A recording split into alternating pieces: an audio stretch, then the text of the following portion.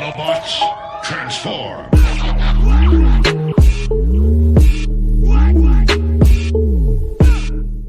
What is up, everybody? We are back on George Reviews, taking a look at Masters of the Universe action figures for the first time in like 2 years. I kind of got out, I started collecting the Masterverse Netflix Revelations line, and kind of those figures didn't kind of do it for me. There was just something missing. And then, like, as that line continued and started to evolve, we got the 40th anniversary of He-Man, and his body was more robust. The muscle definition was better. The paint job was better. He just seemed like a more adult and more high-end toy.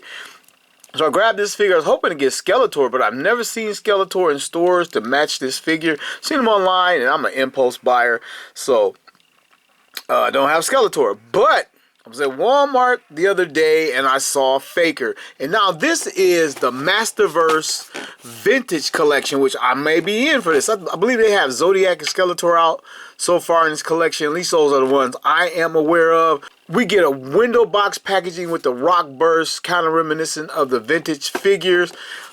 The logo down here is certainly reminiscent of the vintage figures. We get FAKER, evil robot of Skeletor right there. 30 points of articulation up here. I don't know if you can see it.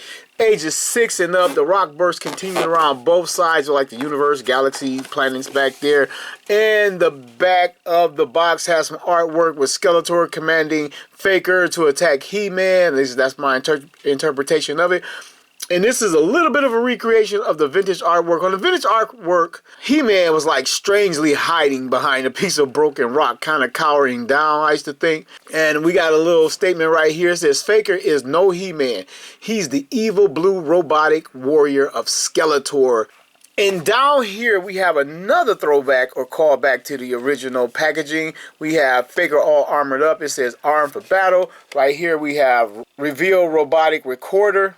And right here we have yet another throwback to the original packaging. This is artwork of the toy within the packaging, done in like the 80s styles FAKER, evil robot of Skeletor. And a little bit further down we get like a Mattel logo. And down here we get exactly what's going on with the line. I guess I kind of summed this up. In 1982, Masters of the Universe took the world by storm with action figures that captured the imaginations of people from here to eternity. Today, the Masterverse celebrates the original designs as modern 7-inch scale action figures with the vintage collection. So that's what's going on with this. Again, barcode down here. This is what's going on with the packaging. Let's get FAKER open. Take a look.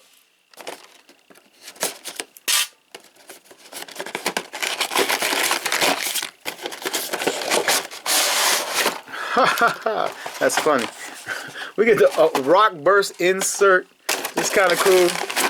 And oh, that new toy smell coming off this guy is fantastic. And wait a minute. Wait a minute.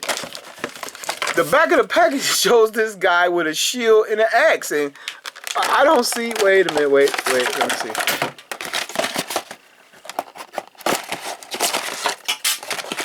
Oh, whew. All right. Let's go. We got a little baggie right here. Paper baggie says Masters of the Universe. And alright, they didn't cheap it out. Not only that, not only do we get an axe and a shield, I see 1 and 2 interchangeable hands. So, alright. And FAKER, is he tied down? I think I see ties on his feet. Let's see if I can just yank him out without cutting those.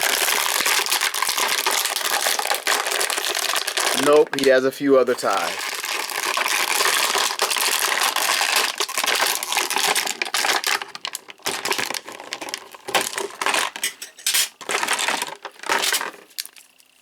Alright, there's our FAKER.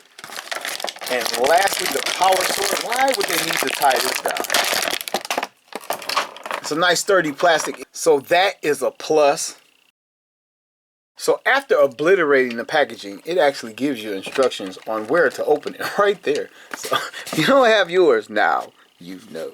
Alright, let's get started. And it just looks fantastic. As a kid and the owner of the original FAKER, I was always blown away by the design choice, because they could have just took He-Man, maybe change the armor, or maybe just put the robotic chest sticker onto the original He-Man and called it a robot. But they went a step further. They made sure you felt like you had a different toy with the blue skin and the orange Skeletor armor. They made it feel like something special and more than just what it obviously is, just a repaint.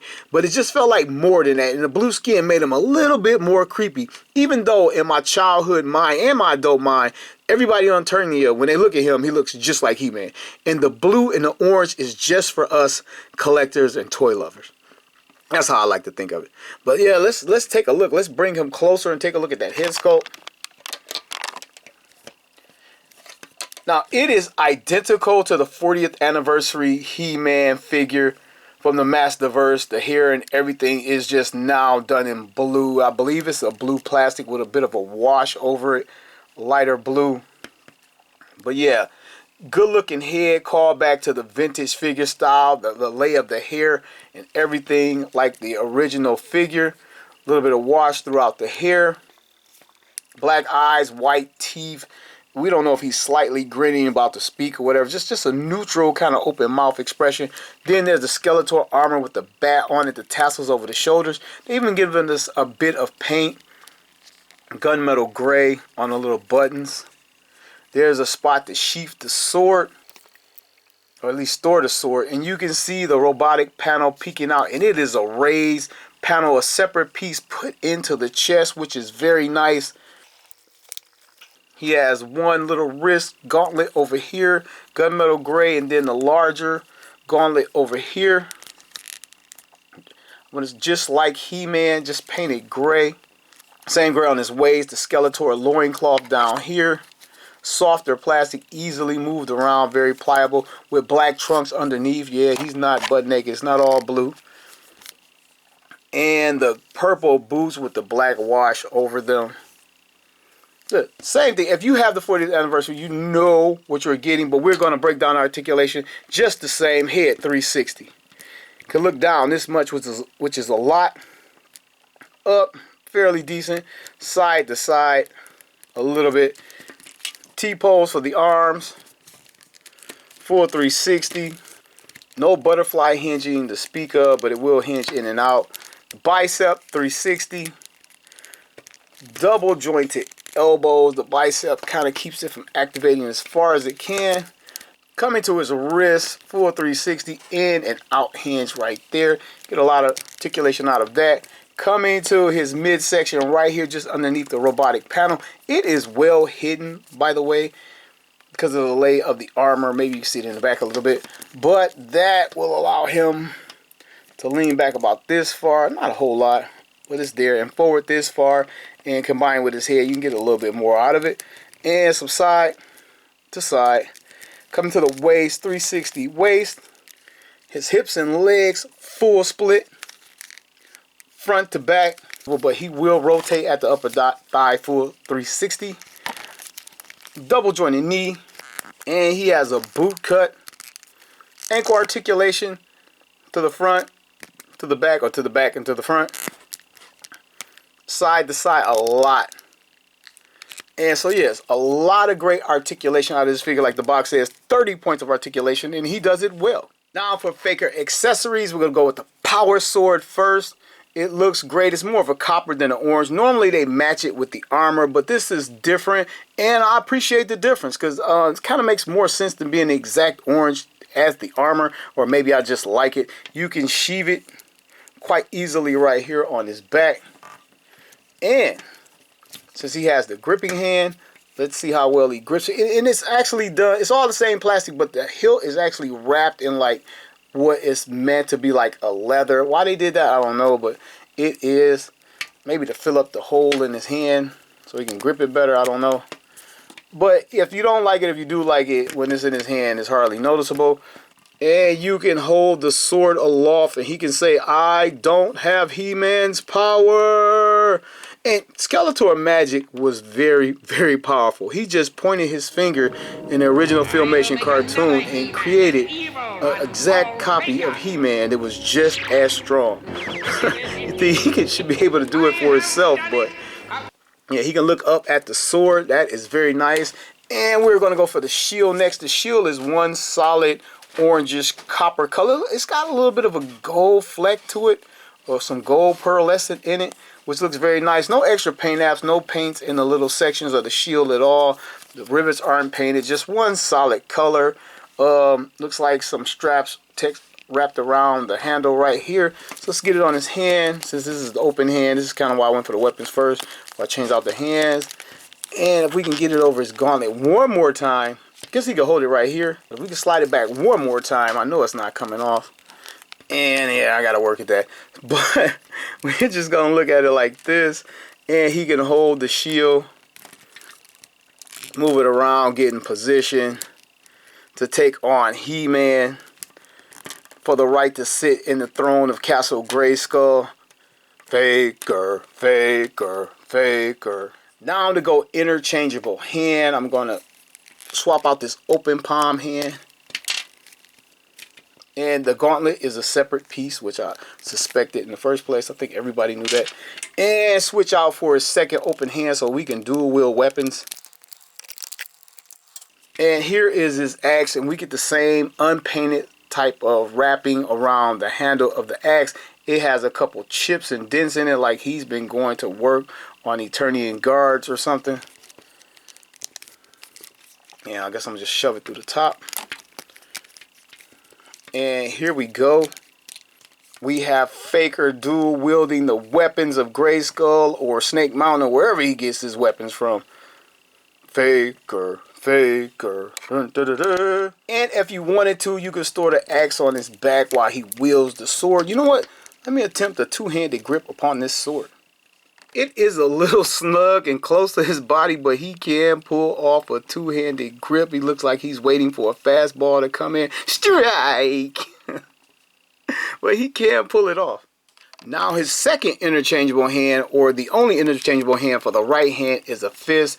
Nicely molded. Not a lot of detail. I don't even think of any of that blue washes on here. It's just a straight up blue plastic, but it gets the job done. Faker. Now for the part that made every Faker figure cool. And most Master of the Universe figures, the removable armor. Do we gotta take off his head? Take off his head just to be sure. Comes off very easily. There is the joint. There is the cavity. Let's head back on. And now we get the tape reels. We get a bunch of painted buttons.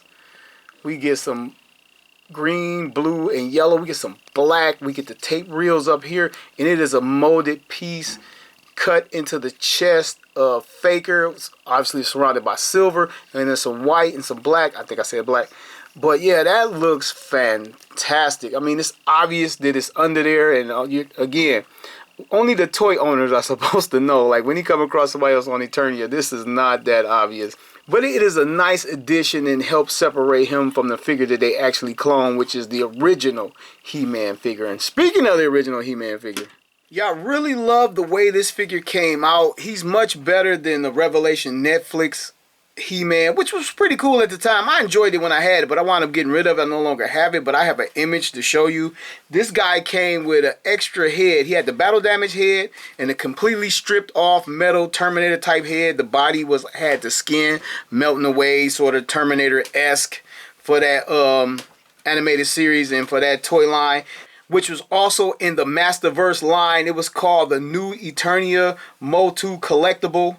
This one was kind of an homage to the fan art of what Faker would have looked like on the original series if he had had the blue skin. Speaking of He-Man, this is my guy. The 40th anniversary kind of saved salvage Revelations for me. I got rid of everything but this guy. The chest and the arms and the head was just done so much better. I believe these are the exact same legs from the Netflix Revelation guys.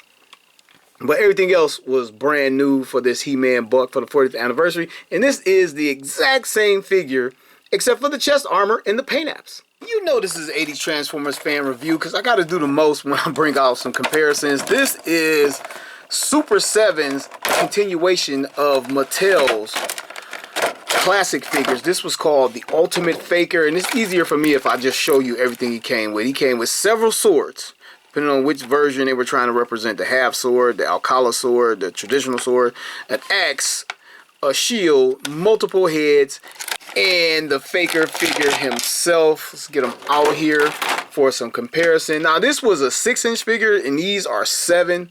Let's get him to the side and bam, huge height difference. This is another reason why I wasn't that into the Masterverse, because it kind of didn't fit into anything else. Like, you kind of wanted these guys to kind of go along with these guys. At least I did, or be close, just a little bit taller. But like that is a clear 100% inch. You see 7 and 6 right in front of you. And I like both these figures. I like what they did with the gold right here, because this was a different representation. And it was cool, but I also like the dressed down version. This is cool too. Kind of lean towards this more richer blue. You don't realize how rich this Papa Smurf blue is until you put him next to this guy. Now it's time to see how our Masterverse Vintage Collection Faker fares against the Multiverse of toy lines. From Marvel Legends is the clone of Peter Parker, the Scarlet Spider. From Star Wars The Black Series, we have a 501st Clone Trooper. And from what is supposed to be a 7-inch line is McFarlane's DC Multiverse Bizarro. From G.I. Joe Classified is Tomax and Zaymot. Well, not quite clones, but close enough. And from the Transformers Masterpiece toy line, here's Shattered Glass Optimus Prime. Close out the comparisons is a little bit of artwork just for fun to see how he matches up. Alright, my final thoughts on this figure. I mean, I love this figure. I previously gushed over the He-Man, which he's totally based off of. He just has the retool to the chest, and he has the Skeletor armor on. Other than the color changes in that, it is completely the same. You get the same articulation. It's not the most amazing articulation, but it is pretty good for that $21 price point. The plastic feels high quality. The weapons feel good, and everything is held into his hands. The joints are tight. No QC issues. No paint bleed on mine. Absolutely no problems. I'm looking forward to grabbing Skeletor. And I might grab Zodak. If this line continues, I might start collecting the Masterverse again. And I was out with the Revelations. I sold off all those figures I had previously reviewed.